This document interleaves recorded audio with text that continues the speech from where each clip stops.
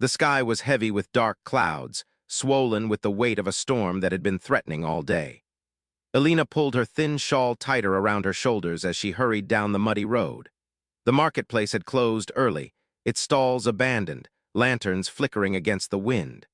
Her sandals were worn, the straps digging into her skin, but she pushed forward, determined to reach home before the rain began. Home, the word still tasted bitter. The crumbling house she shared with her stepmother and fiancé never felt like a place of comfort. It was a place where she paid her way with endless chores, insults, and silent endurance. Tonight, though, she had a sliver of hope. She had managed to save a small coin after weeks of work, enough to buy bread. For once, she would return with something of her own. As she neared the house, she saw them waiting outside. Her stepmother, Madame Vieira, with her sharp eyes and sharper tongue, and Richard, her fiancé, handsome in appearance but cruel beneath the surface.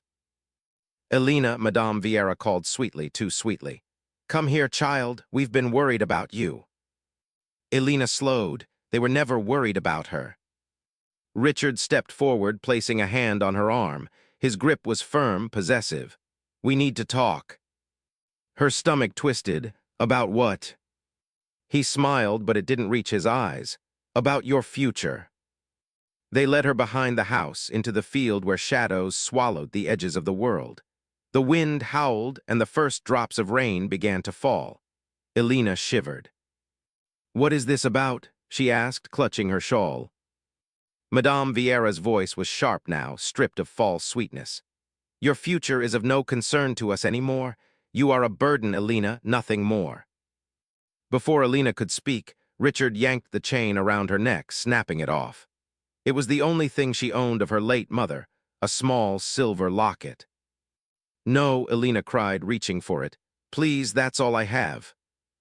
Richard shoved her hard. She stumbled, falling into the mud.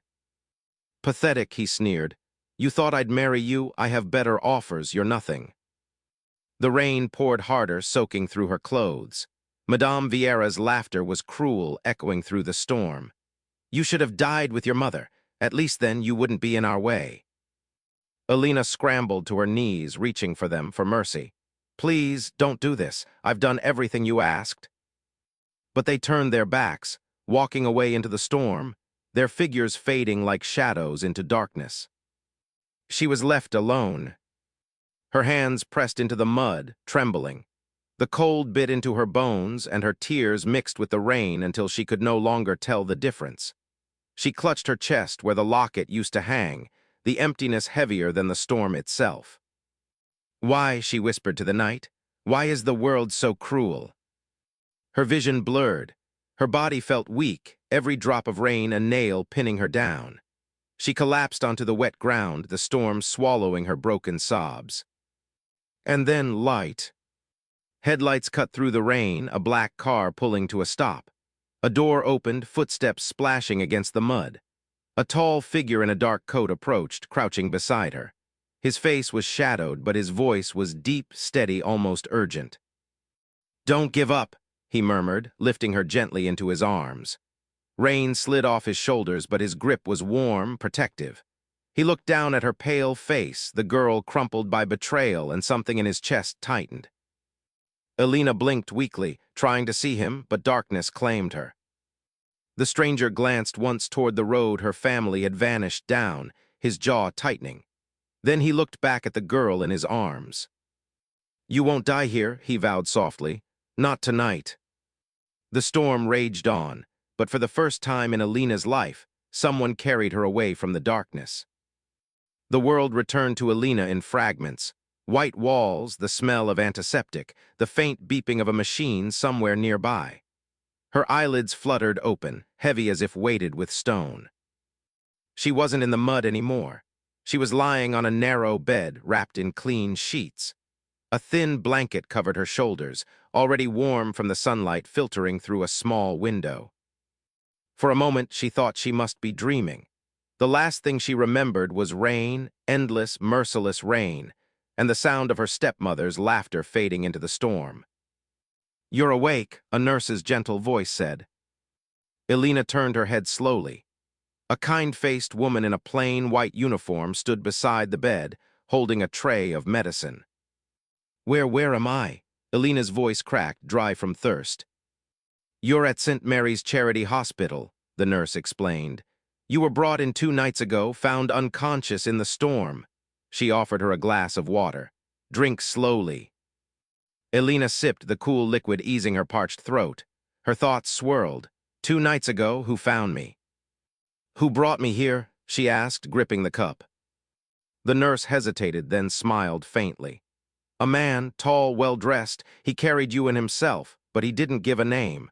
Simply left after making sure you were safe." A man. Elena's heart thudded. She tried to remember the face she saw in those last moments, the deep voice, the warmth of strong arms. Everything was blurred, shadowed by the storm. "Why would he help me?" she whispered to herself. The nurse placed the tray down. "Perhaps because you needed saving. Rest now. Your body has been through a lot." But rest was impossible. Even as Elena drifted back into uneasy sleep, the words of her stepmother returned, cruel and sharp. "You should have died with your mother." When she woke again, it was dusk. The small hospital ward was nearly empty, only a few beds occupied by other patients. Elena tried to sit up, wincing at the soreness in her limbs. At her bedside sat a small bag with a note attached, "For her recovery." Inside was fresh clothing, bread, and fruit. Elena stared at it, her chest tightening. Someone had thought of her, not to mock, not to destroy, but to help. Her eyes burned. No one had ever done that for her. Slowly, she dressed in the clean clothes, the soft fabric foreign against her skin. When she caught her reflection in a cracked mirror across the room, she hardly recognized herself, pale, yes, but alive. Alive?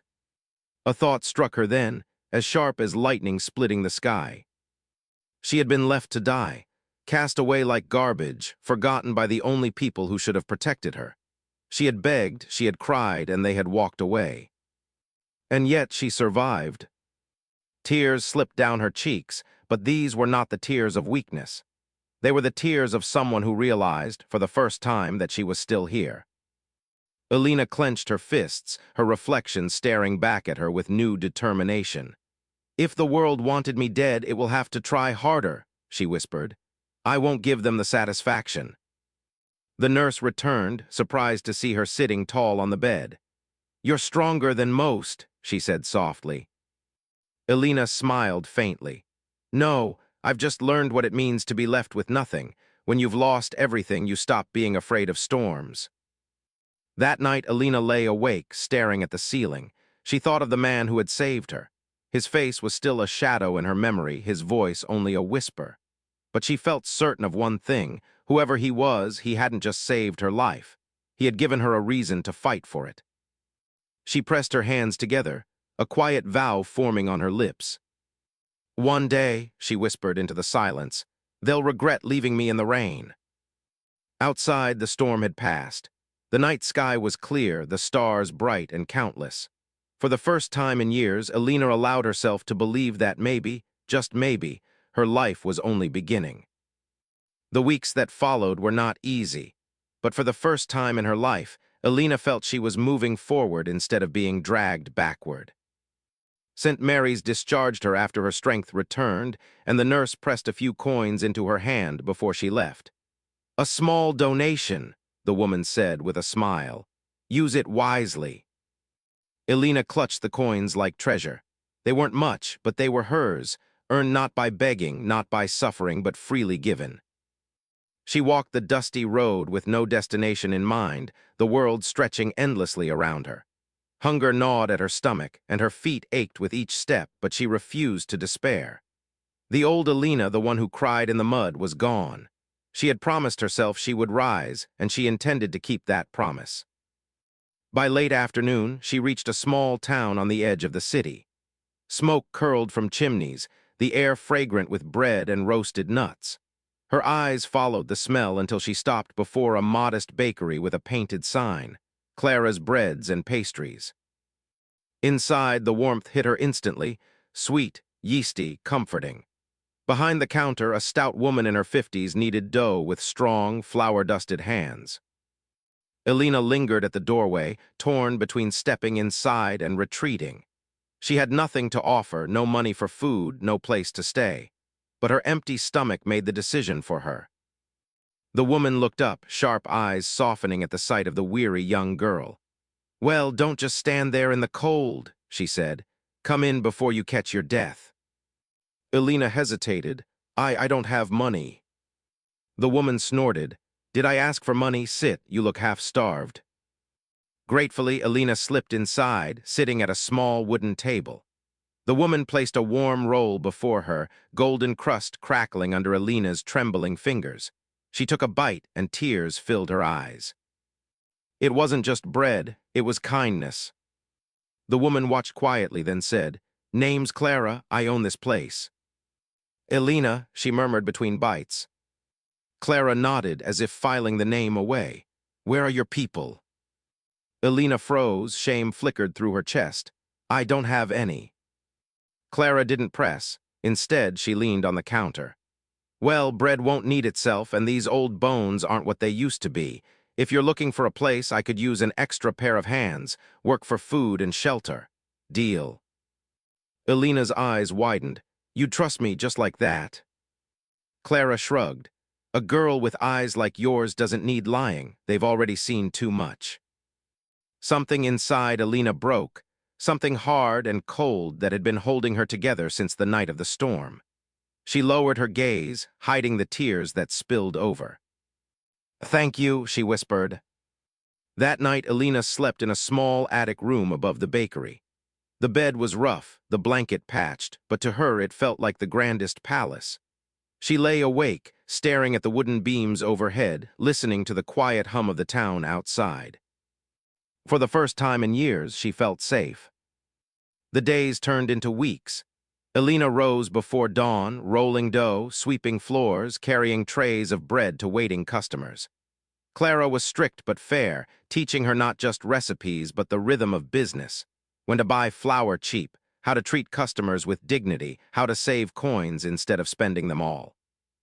"You've got sharp hands," Clara told her once, watching her braid dough into neat plates.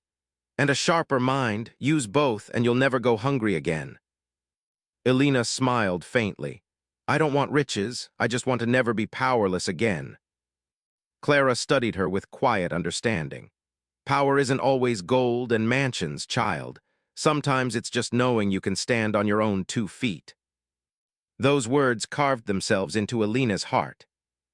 One evening, as the bakery closed, Elena noticed a man across the street. He stood half in shadow, tall and broad-shouldered, dressed in a dark suit that looked far too fine for the little town.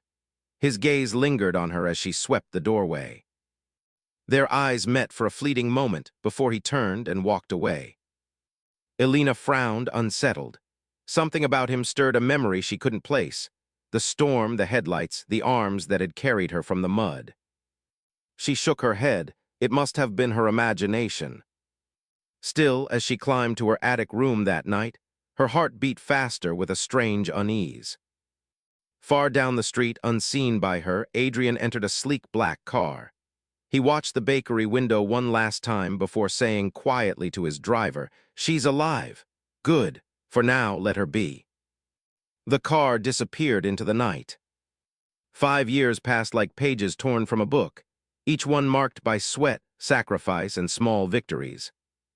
The town bakery that had once been Elena's refuge was no longer just Clara's, it was theirs. Together, they had expanded it from a modest shop into a bustling cafe that drew travelers from neighboring villages.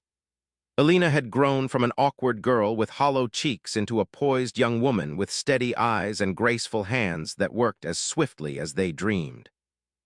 Her hair, once tangled and dull, now gleamed like dark silk, always tied neatly behind her head as she greeted customers. Her clothes were simple, never flashy, but she carried herself with a quiet dignity that turned heads. People often whispered when she passed through the marketplace, "Isn't that Clara's girl? She runs the bakery like a queen." She came from nothing, you know, look at her now. Elena never corrected them. She didn't crave recognition. What she wanted was peace, stability, and the knowledge that she would never again be at the mercy of others. Clara, now slowing with age, often watched her with pride. "You've outgrown me, child," she said one evening as they closed the cafe. "This place will be yours someday. I can see it already." Elena shook her head with a soft smile. "You saved me, Clara. I'll never walk away from you." But deep inside, Elena knew Clara was right. The girl who once begged for scraps had become a woman who could stand on her own. Meanwhile, far from the little town, the city skyline glittered with glass towers and ambition. Adrian Blake had become a name that echoed in boardrooms and on magazine covers. The man who had once wandered the streets restless now sat at the helm of a billion-dollar empire. Real estate, technology, finance, everything he touched turned to gold. His sharp mind and ruthless determination had propelled him upward, faster than anyone believed possible. Yet for all his wealth, he remained restless. At charity galas and corporate parties, surrounded by chandeliers and champagne, he felt a hollowness that no deal or conquest could fill. Late at night, when the city slept, his mind always drifted back to a rain-soaked night years ago, to a fragile girl collapsed in the mud, to the way her eyes had fluttered open, filled with pain and defiance before she fainted in his arms. He had told himself walking away was the right choice, that she was safer without his world colliding into hers, but still he had kept tabs on her from a distance, quietly, secretly.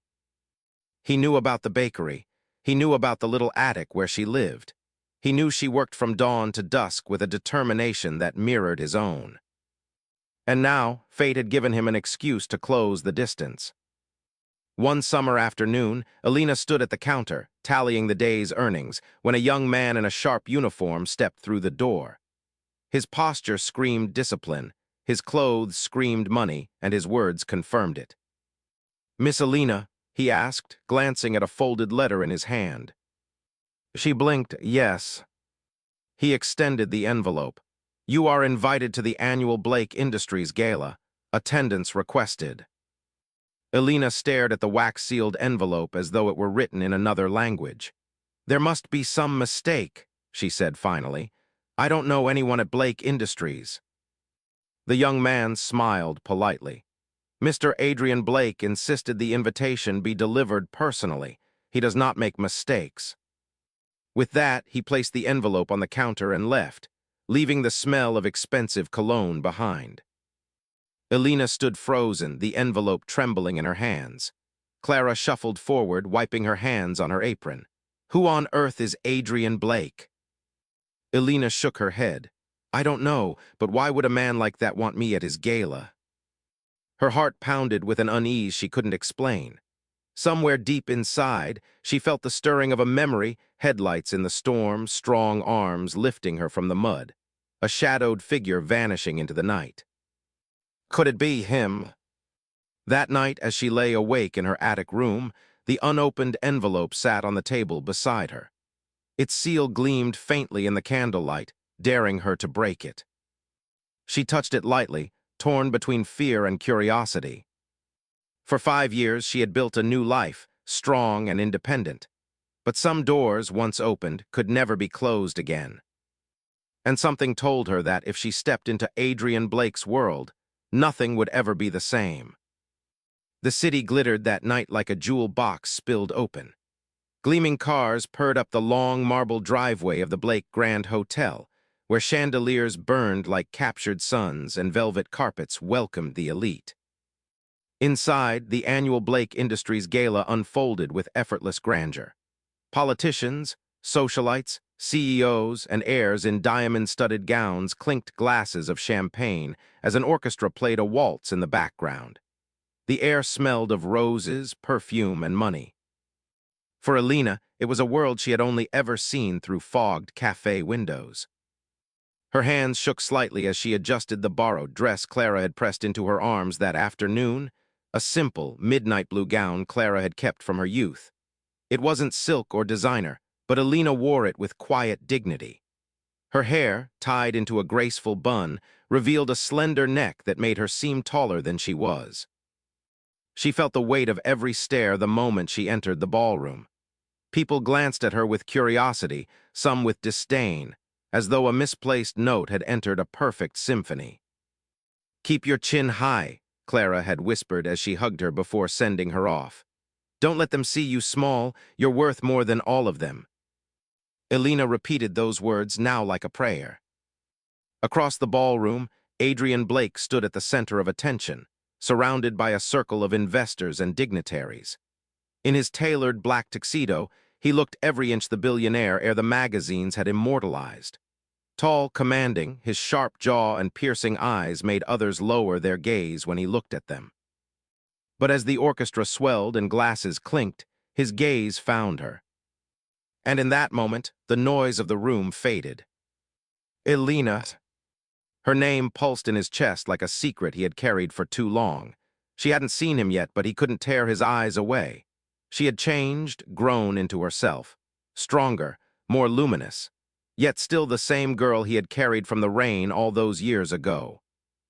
He felt a rare tightness in his throat, a flicker of something he thought he had buried, longing. Elena, unaware of his stare, drifted to the edge of the room, unsure what to do. She felt small among the glittering gowns and jeweled smiles. Then a voice cut through the music. "You must be Elena." She turned. A woman stood before her, tall, elegant, draped in a gown of scarlet silk that hugged her frame like fire. Her smile was sharp as a blade. "Ah, yes," Elena stammered. The woman's eyes glittered with amusement. "How unusual. I can't imagine how you found yourself invited here. Blake Industries galas are exclusive." Elena flushed, gripping her clutch tighter. "I was invited personally." The woman arched a brow. "By Mr. Blake himself? Interesting." She leaned closer, lowering her voice. "Be careful, dear. Men like Adrian don't invite women like you unless they have reasons." Before Elena could answer, a ripple passed through the crowd. Conversations hushed as Adrian began moving across the ballroom. His stride was slow, deliberate, his eyes never leaving Elena. The scarlet woman smirked knowingly and stepped aside. Elena froze, her breath caught when he finally stood before her. Up close, he was even more intimidating. His presence seemed to bend the room around him, drawing every gaze. Yet when his eyes softened as they met hers, it was as if they were the only two people in the hall. "Elena," he said quietly, his voice steady but low enough only she could hear. Her lips parted, the sound of her name on his tongue felt achingly familiar. Do I know you?" she whispered. His gaze held hers, unreadable. "Not in the way you should, but I know you." Confusion swirled inside her. There was something in his eyes, a flicker of memory, of recognition she couldn't place. Before she could speak again, the orchestra swelled and a master of ceremonies called for silence, announcing the opening toast. Adrian's jaw tightened. He leaned closer, so close she could feel the warmth of his breath. "Stay," he murmured. "After the toast, we'll talk." Then he turned, walking back toward the stage, leaving her trembling in the wake of his command. Elena's heart thundered. The scarlet woman's words echoed in her mind, sharp with warning. Why had Adrian Blake, the most powerful man in the room, looked at her as though she were the only one who mattered? And why did some part of her, deep and unexplainable, remember him? The applause from Adrian's toast still echoed in the ballroom as champagne flutes clinked and the orchestra struck up another waltz. Yet Elena barely heard a note. Her pulse was a drum in her ears, drowning out the music, the laughter, the polite chatter. Adrian Blake had spoken her name. He had looked at her as though she were not a stranger, but someone he had always known. And now he was crossing the room toward her again.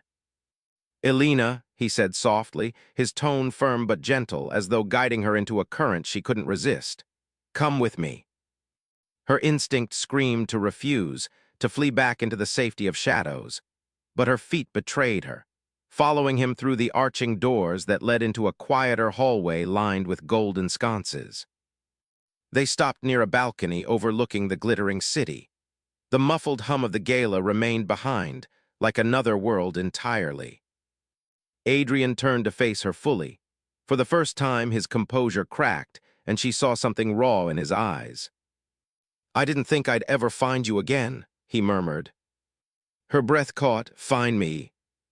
He hesitated as if weighing the danger of each word. 5 years ago, the rainstorm, the little cafe on Carter Street. Elena blinked rapidly, memory tugging at the corners of her mind. The storm. The night she had carried soaked books, her heart aching, her life crumbling. A stranger had sat across from her, bought her a warm drink, listened when no one else had. She had almost forgotten the details, but the warmth of that moment had never quite left her. Her eyes widened. "That was you." Adrian's lips curved into the faintest, almost broken smile. "It was. I never told you my name. You disappeared before I could." The memory slammed into her fully now. The way he had carried himself even then, kind, yet cloaked in something deeper. She had wondered about him for weeks, then convinced herself he had been a dream. "You're lying," she whispered, shaking her head, almost afraid to believe it. "That man, he wasn't a billionaire." "I wasn't, not then." His voice softened, but there was steel beneath it. "I was nothing more than Adrian, the man who couldn't forget the girl with fire in her eyes despite the storm." Elena's throat tightened, the balcony lights blurred as tears welled. Why didn't you say anything? Why didn't you find me sooner?" Adrian's gaze darkened, the warmth in his expression shadowed by something heavier. "Because I wasn't ready, because I thought power and wealth would make me worthy of standing beside you, and when I finally returned," his jaw clenched, "you were gone." Her knees weakened, forcing her to grip the balcony railing. I thought you were just a kind stranger. I never knew." He stepped closer, his presence enveloping her. "You were never just anything, Elena. You were the one person who saw me, not the fortune, not the name, just me." Her heart ached with the weight of his confession, but doubt clawed at her chest. "And now, why bring me here? Why tonight?" Adrian's eyes softened again, almost pleading. "Because I can't pretend anymore. 5 years of silence was enough. I need to know if you feel it too." Elena's breath trembled, caught between memory and reality. Part of her wanted to collapse into him, to admit that the stormy night had never left her heart. But another voice whispered caution, the voice of every warning she had ever heard about powerful men and their games. She pulled back slightly, forcing a fragile smile. "You don't even know who I am now." Adrian's gaze didn't waver. "Then let me learn." Silence stretched between them, heavy with unsaid truths, until the Scarlet Woman's laughter echoed faintly from inside the ballroom. Elena flinched, reminded of where she was, of the glittering eyes that would devour every rumor. She turned toward the doors, her voice barely a whisper. "This world isn't mine, Adrian, and I'm not sure if you are either."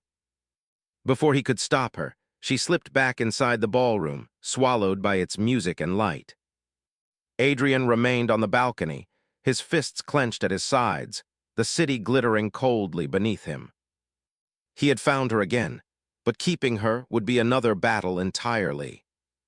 The carriage ride back to the modest townhouse felt like a blur. Elena pressed her forehead against the cool glass, her reflection a pale shadow against the night. The echoes of the gala clung to her, the shimmering chandeliers, the music, the way Adrian had spoken her name as though it belonged to him. But most of all, the storm of feelings he had stirred. When she finally stepped into the narrow, familiar hallway of her home, the scent of lavender and old wood wrapped around her like a blanket. Clara was waiting in the small sitting room, a shawl around her shoulders, her gray-streaked hair pinned neatly back. The older woman rose the moment she saw Elena's face. "You're pale, child. Sit. Tell me everything." Elena hesitated, sinking into the worn armchair as Clara poured tea into chipped porcelain cups. The ritual steadied her, but her voice still trembled. "I saw him," Elena whispered. Clara frowned. "The man from the papers." Elena nodded. "Adrian Blake, but Clara, it wasn't the first time. We met before, years ago." Clara's hands stilled, the teapot suspended in midair. "Met before." "The storm, the cafe. Do you remember that night?" "Yes," Clara murmured slowly, lowering the pot. "You came home soaked to the bone, clutching books as though they were your lifeline. You said a stranger had helped you." Elena's eyes welled. That stranger was him. For a long moment, Clara said nothing. She only studied Alina's face, then sank heavily into the chair opposite. Alina listened to me carefully. Her voice was calm, but it carried a weight Alina had rarely heard before.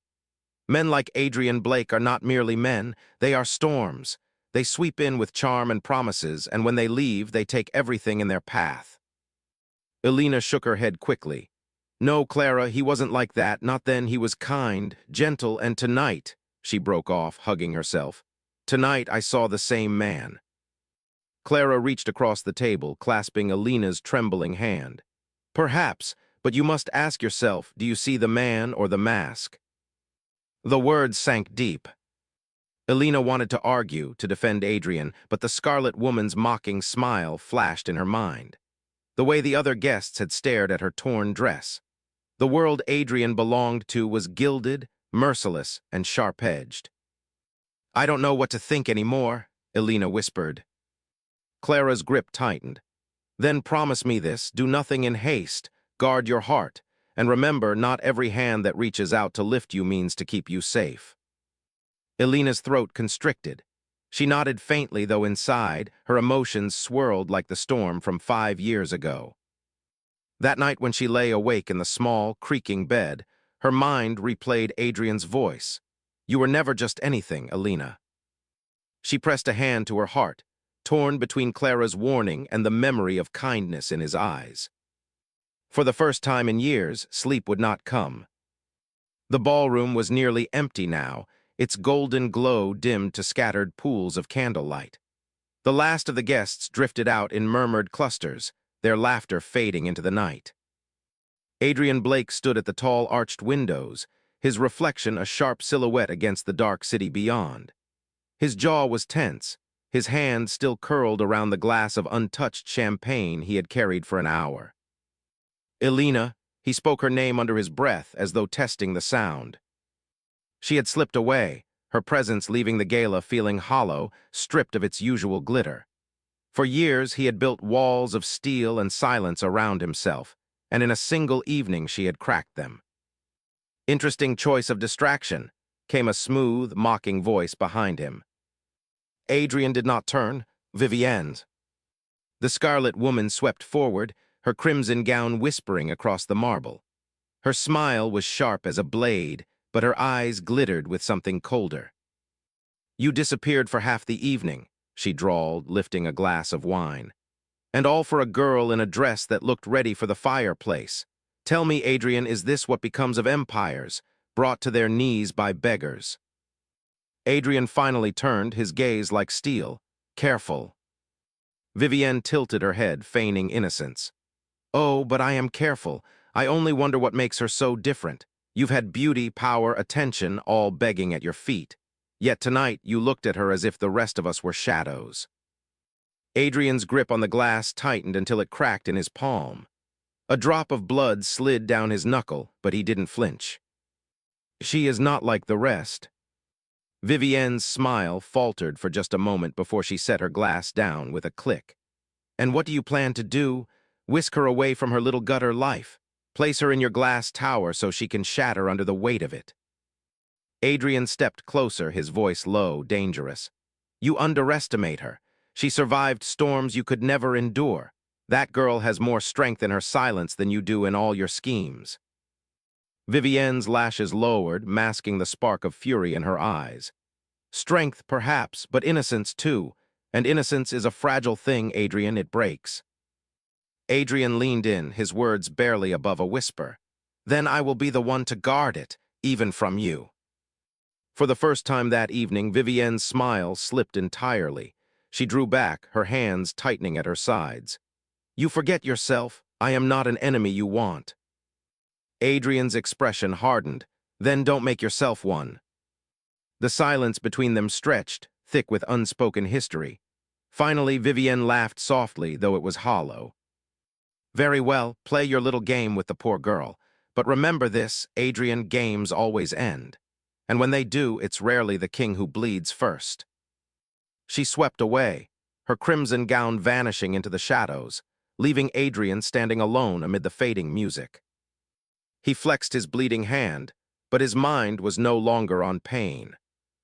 It was on Alina, her wide, uncertain eyes, the way she had looked at him as though seeing the man he once was, not the ruthless empire he had built. Adrian poured the shattered glass aside, straightened his shoulders, and whispered into the silence. She won't slip away again. The marketplace was alive with its usual chorus, vendors calling out their prices, children darting between stalls, the smell of roasted chestnuts mingling with dust and hoarse sweat. To Alina, it was the heartbeat of her world, noisy and flawed, but familiar. She adjusted the basket on her arm and tugged her shawl tighter around her shoulders. The coins in her pocket clinked softly, few enough to make her think twice at every stall she passed. The gala felt like a dream now, distant and glittering, but dangerous too. She should have been relieved to be back where things made sense. And yet she was. She couldn't erase the memory of the billionaire's coat around her shoulders, the weight of his gaze that had felt less like curiosity and more like a storm pressing against her soul. Adrian Blake. Even his name carried a kind of sharpness she couldn't ignore. "Elena," called Mrs. Ramey from her bread stall, waving a flour-dusted hand. "You're late today." "I stayed with my aunt last night," Elena replied, offering a small smile. She picked a loaf, warm and fragrant, and slid over 2 of her precious coins. As Mrs. Ramey wrapped the bread, she leaned forward with a knowing grin. "You missed quite a stir. Men in black suits, fine carriages at the edge of the square. They say some great man came down from the towers looking for someone." Elena's breath caught. She forced her voice steady. "Did they say who?" "No one knew, but half the women here already swoon, thinking they'll be chosen for some fortune." Mrs. Ramey chuckled, then grew serious. "Keep your head low, child. The rich don't come to places like this for kindness." Elena nodded quickly, clutching the bread like a shield, and hurried on. But her pulse refused to calm. She could feel it. His reach was already stretching toward her, invisible fingers tugging at the fragile edges of her life. At the fabric stall, she paused to finger a length of blue cotton, the exact shade of twilight. It reminded her of the gala, of chandeliers and whispered promises. She dropped it at once, ashamed of herself. "You have an admirer," whispered a voice at her shoulder. Elena spun, nearly dropping her basket. It was Samir, one of the younger errand boys who often teased her. He grinned, holding up a folded envelope.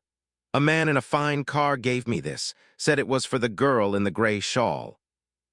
Her hands trembled as she took it. The paper was thick, embossed with the faintest crest. She knew even before she opened it whose world had spilled into hers again. The letter was brief, written in a strong, decisive hand. "You left too soon. Meet me tomorrow at dusk, the fountain by the old square. A.B."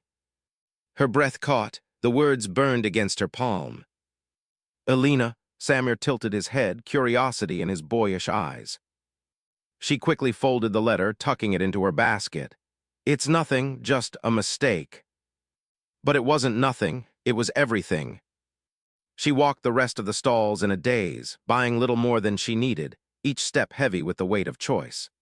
She could ignore the letter, stay hidden in her world of bread and fabric, safe among the noise of the market. Or she could go, stepping into a life she had no claim to, risking everything, her dignity, her safety, her heart. When she finally reached her tiny rented room that night, she lit a candle and pulled the letter out again. The flame flickered, shadows dancing across the walls as if mocking her indecision. She pressed the paper to her chest, closed her eyes, and whispered to the silence. "What do you want from me, Adrian Blake?" The candle sputtered, throwing her face into half-light. Somewhere far above the market, in a world of glass towers and iron power, she knew Adrian was already waiting. The old square was quieter than Elena remembered, its cobblestones glistening under the fading light. The fountain at its center trickled lazily, the water catching the last hues of the setting sun. Merchants had long packed up their stalls, and only a handful of stragglers hurried past, eager to return home before night claimed the streets. Elena pulled her shawl tighter, each step echoing louder than it should. Her heart thudded against her ribs, loud enough, she feared, for the whole square to hear. She told herself she shouldn't have come. The letter could have been ignored, burned even. But something stronger than reason had drawn her here, a gravity she couldn't resist. And then she saw him. Adrian Blake stood by the fountain as if he owned the square itself. His tall frame was wrapped in a dark coat, his presence commanding, magnetic. He wasn't just waiting, he was dominating the space, bending it to his will. Two suited men lingered in the shadows behind him, unmistakable as his guards. When his gaze found her, the world seemed to pause. The chatter of distant taverns, the creak of carriage wheels, even the fountain's trickle, all faded into silence. "You came," he said simply. Elena swallowed, forcing her legs forward. "I shouldn't have." "Yet you did." His lips curved into something between a smile and a challenge. "That says more than you realize." She stopped a few paces away, keeping the fountain between them like a shield. "Why me? You could summon anyone from your world with a snap of your fingers. Why chase a girl who sells bread and mends torn fabric?" Adrian's eyes glimmered in the half-light, sharp and unreadable. "Because no one has ever walked into a room full of wolves and shamed me without even trying. You're different, Elena, and I don't let go of things that unsettle me." Her breath caught. The directness in his voice both frightened and thrilled her. She clenched her fists to steady herself. "I'm not a thing for you to hold on to, Mr. Blake. I have a life of my own." His gaze softened for the briefest moment. "A life where you walk 10 miles in the cold to earn a loaf of bread, where you hide your fire behind worn shawls and silence." He stepped closer, his voice low. "You deserve more." Elena's pulse quickened. His nearness was overwhelming, his words weaving around her defenses like silk. But beneath the allure, she sensed danger, the kind that devoured rather than uplifted. "You don't know me," she whispered. "Then let me." The simple command made her heart ache. Part of her wanted to believe him, to let herself be seen, to step into his world of chandeliers and power. But the other part, the wiser part, screamed that nothing in his world came without a price. She took a shaky step back. "What you want, it will ruin me." Adrian's jaw tightened, but instead of retreating, he reached into his coat and pulled out a small velvet pouch. He set it on the fountain's edge between them. "What's this?" she asked, suspicion lacing her voice. "Security," he replied.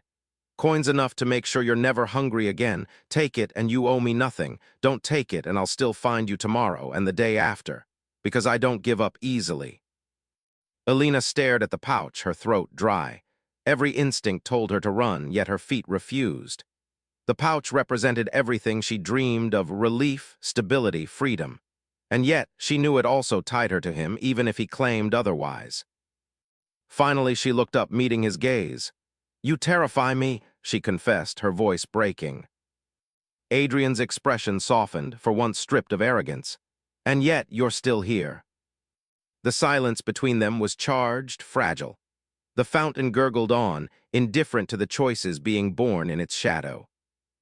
Elena turned away abruptly, her shawl whipping in the evening breeze. "I can't take this," she said, her voice firm now, "and I won't let you buy pieces of me." She walked quickly, her footsteps echoing across the stones. She didn't look back, didn't dare. Behind her, Adrian remained by the fountain, his guards tense but silent. He didn't call after her, didn't stop her, but his eyes followed her retreating figure with a hunger that was far from finished. And as Elena disappeared into the night, she knew this wasn't the end. It was only the beginning.